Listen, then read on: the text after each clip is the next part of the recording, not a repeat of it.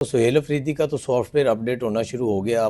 जब नए नए वो आए थे तो उनको बहुत ज़्यादा इश्क इमरान था, अब उनको इश्क वज़ीर आला हो गया है। सुहेल अफरीदी ने कहा है कि कोई तकरीब या मीटिंग हुई तो वो फील्ड मार्शल सैयद आसिम मुनीर से ज़रूर मुलाकात करेंगे। इंजीनियर मोहम्मद अली मिर्ज़ा ने कहा है कि इमरान खान जेल में बहुत फ्रस्ट्रेटेड हैं कि इमरान खान का मुशक्ति देसी घी के तड़के लगाता था। तारिक जमील साहब भी एक कल्ट फॉलोइंग का हिस्सा हैं, उनके भी जो जितने बयानात होते थे वो उनका हक़ाइक़ से कोई ताल्लुक़ नहीं होता था। बोलूँ मैं पाक रब के बबरकत नाम से जिसके हाथ में मेरी जान है, जो मेरी सोच से बढ़कर मुझ पर मेहरबान है।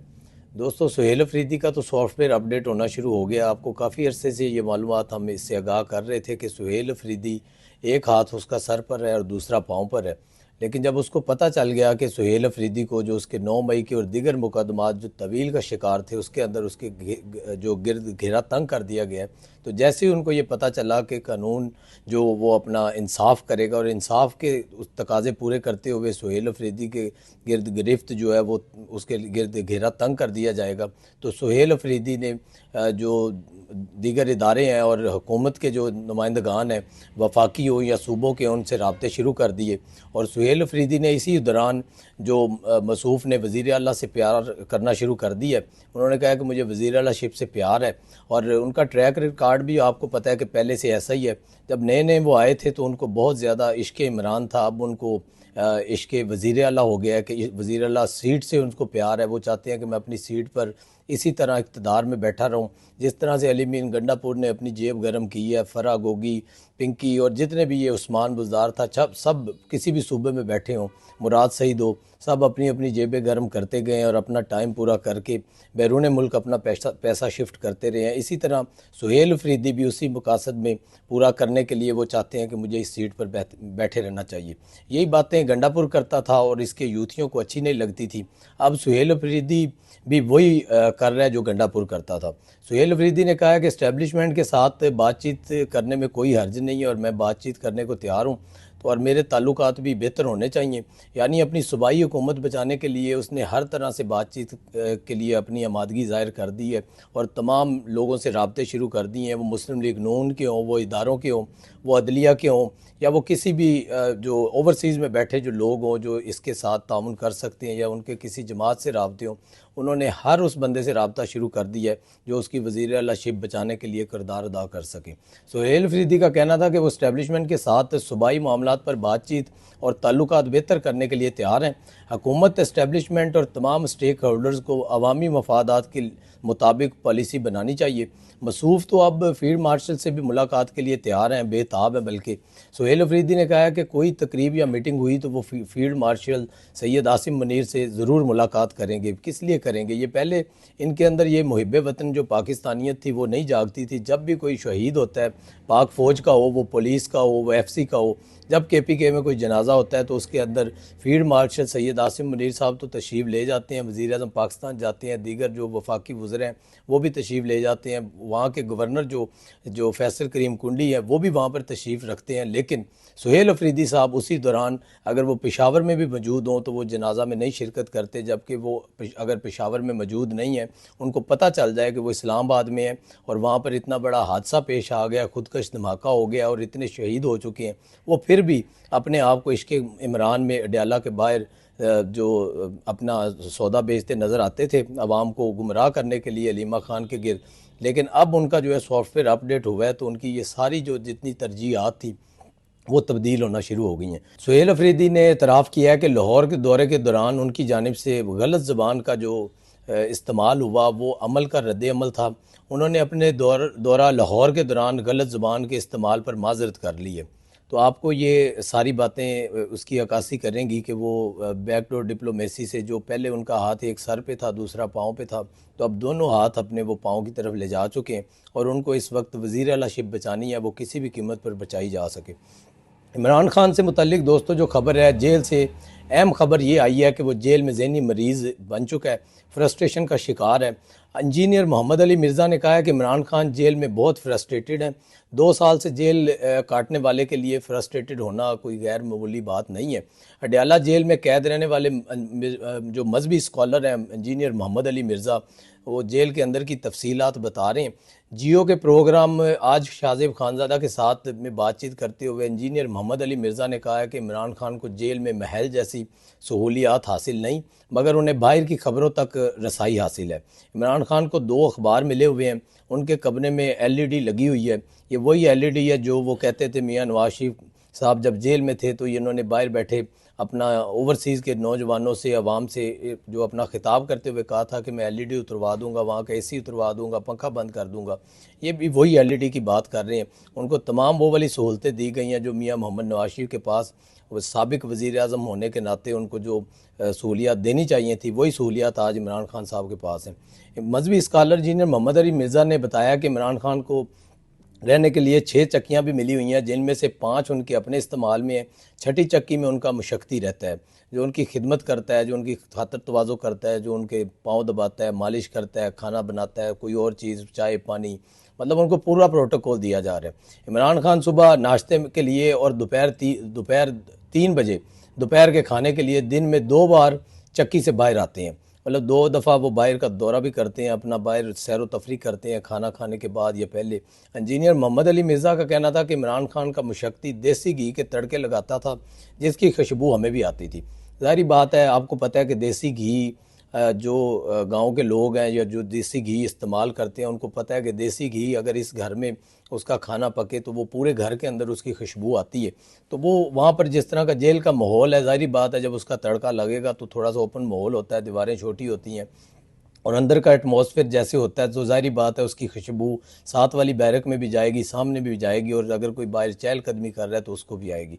मोहम्मद अली मिर्ज़ा ने बताया कि इमरान खान की बहुत ऊंची ऊंची आवाज़ें सुनी हैं और वो ऐसी गुफ्तगू करते थे कि अगर बता दी जाए तो इमरान खान के लिए मुश्किलात पैदा होगी। अब ये जो बात कर रहे हैं मोहम्मद अली मिर्ज़ा साहब, इसके ऊपर जो यूथी लौंडे लपाड़े हैं, इनके लिए भी बकवास करना शुरू हो जाएंगे कि अगर तारक जमील साहब इनके हक़ में बयानात देते थे तो वो ठीक थे। आज अगर तारक जमील साहब भी इस तरह की गुफ्तगू कर दें, अपनी आंखों से वो देख लें।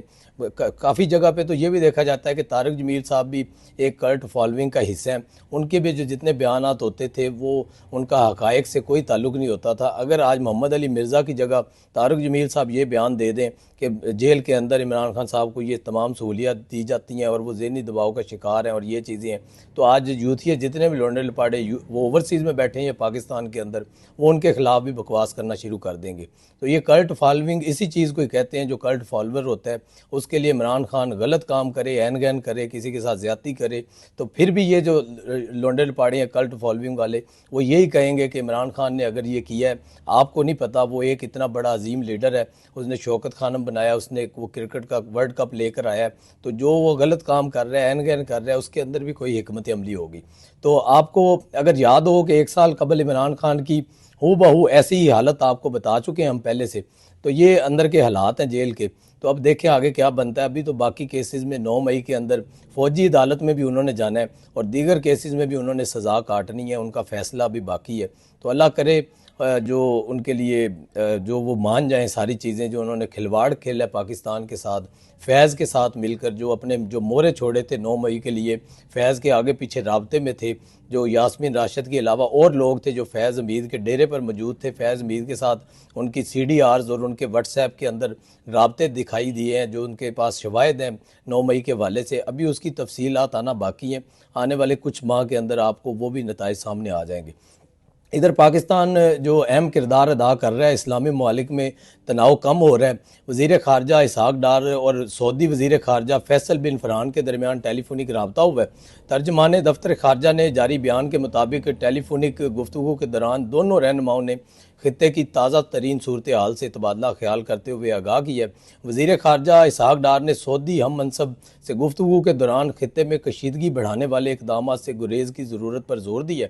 वज़ीर ख़ारजा इसहाक़ डार ने कहा कि खित्ते के तमाम फ़रीक़ैन को किसी भी किस्म के इश्तियाल अंगेज़ इक़दाम से गुरेज़ करना चाहिए।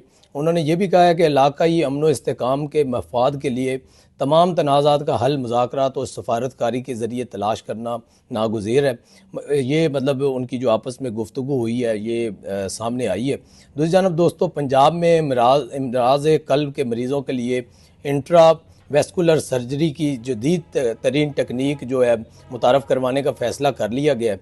अब यहाँ पर अगर आपको बताता चलूँ कि पंजाब के अंदर अगर 2 साल हुए हैं हुकूमत पंजाब को बने, हुकूमत पाकिस्तान को बने, तो पंजाब के अंदर जो मरियम सरकार है वो कोई एक ऐसा दिन नहीं जाने दे रही कि आपको अगर सुबह उठें और आप शाम को अपना टीवी ऑन करें, आप व्हाट्सएप ऑन करें तो आपको कोई नई चीज़ जो मुतारफ़ होने पर ना मिले, कि पंजाब की तरफ से कोई नया ऐलान ना मिले, नया रिलीफ ना मिले।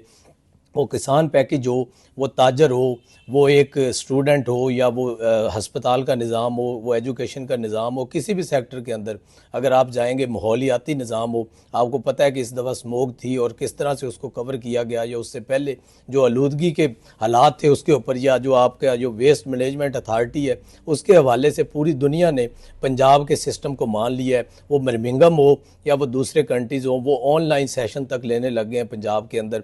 पंजाब की जितनी अथॉरिटीज़ और पंजाब का जो मैकेनिज़्म है वो उसको कॉपी कर रहे हैं और इनसे पूछ रहे हैं कि आपने इतनी जल्दी इसकी शफाफियत की बुनियाद पर उसकी पेमेंट का सिस्टम और उसकी जो लेबर जो काम करती है उसका निज़ाम कैसे मुतारिफ़ करवाया। तो पंजाब की जो ये ऊपर बैठी जो एडमिनिस्ट्रेशन है वो बिहाफ ऑफ मरीम नवाज़ वो बाहर सेशन देने लगी है, और जूम के ज़रिए उनको तमाम जो बाहर सेशन दिए जाते हैं। बर्मिंघम की जो सिटी है उन्होंने भी पंजाब के अंदर जो वेस्ट मैनेजमेंट कंपनी है उनके साथ रब्ता करके अपना उनसे मुशावरत की है और उनको उनके जितने अच्छे इक़दाम है और जितनी शफाफियत का निज़ाम है उसको सराहा है।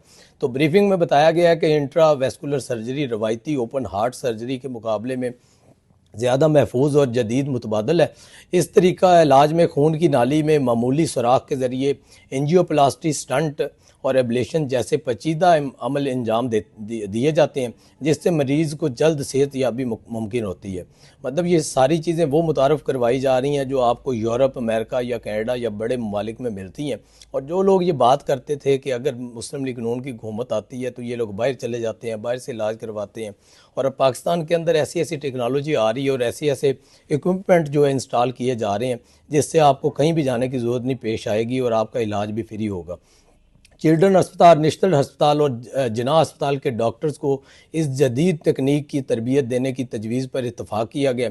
वज़ीर आला मरीम नवाज शरीफ ने जना इंस्टीट्यूट ऑफ कार्डियोलॉजी और नवाज शरीफ मेडिकल सिटी में जदीद कार्डियोलॉजी तरीक़ाकार मुतारफ़ करवाने के लिए फ़ौरी इक़दाम की हदायत की है।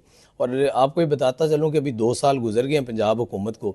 जितने भी प्रोजेक्ट्स हैं वो अपने जो मुकर्रर मुद्दत उसके अंदर तयन किया जाता है। जब PC1 बनता है या उसका कैबिनेट में अप्रूवल होती है, जो उसका टाइम फ्रेम दिया जाता है, तमाम प्रोजेक्ट्स अपने टाइम से पहले मुकम्मल किए जा रहे हैं। और तमाम प्रोजेक्ट्स के अंदर शफाफियत की बुनियाद पर जो टेंडरिंग सिस्टम है उसके ज़रिए करोड़ों नहीं अरबों रुपए का जो पंजाब हुकूमत को फ़ायदा हुआ है। पहले ये होता था कि जो एक्सियन या SC या ओवरसीयर जितने लोग होते थे वो साथ मिली भगत करके टेंडरिंग को पीछे छोड़कर, पेपरा रूल को छोड़कर किसी भी ठेकेदार को oblige करते थे, जिसकी वजह से जो उनकी आपस में कंपटीशन नहीं होता था और उसको पंजाब हुकूमत को या किसी भी हुकूमत को नुकसान पहुंचता था। तो ये वाहिद इस दफ़ा शफाफियत की बुनियाद पर इस मेकनिज़म के ऊपर कोई कंप्रोमाइज़ नहीं किया गया, और जितने भी टेंडर होते हैं उसके अंदर ओपन जो बिड होती है, जब वो बिड ओपन होती है तो पता चलता है कि जी पंजाब हुकूमत को पिछले 2 साल के अंदर 100 अरब से ज़ायद का फ़ायदा हुआ है। तो वज़ीर आला मरीम नवाज शरीफ ने फाउंडेशन की हेल्थ और तलीमी खिदमात को सराहा है और इंट्रा वेस्कुलर सर्जरी के लिए जदीद तिबी इलाज की ख़रीदारी के लिए इक़दामात की वाज़ेह हदायत जारी की हैं। तो अल्लाह करे जिस तरह से मरीम नवाज शरीफ काम कर रही है, हम बार बार कहते हैं कि बाकी सूबों को भी अल्लाह ताला हदायत दे, वो पाकिस्तान की खिदमत का जज्बा रखें।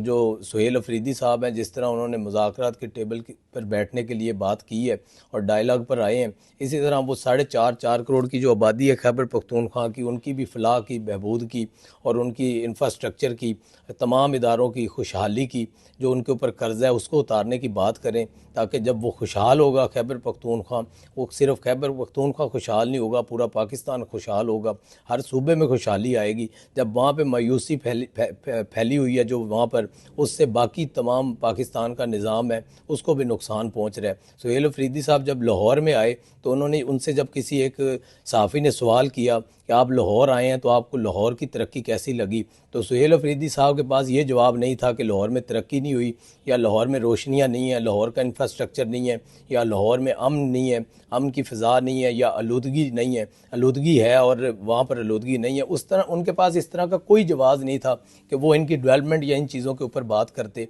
लेकिन उनकी जहालत का आखिरी दर्जा ये है कि उन्होंने ये कहा कि कौमें इंफ्रास्ट्रक्चर, कौमें हेल्थ, एजुकेशन और जनाब जो सड़कों से, मोटरवे से नहीं बनती, कौमें धरनों से, कौमें एहतजाजी सियासत से, कौमें अपोजिशन से बनती हैं।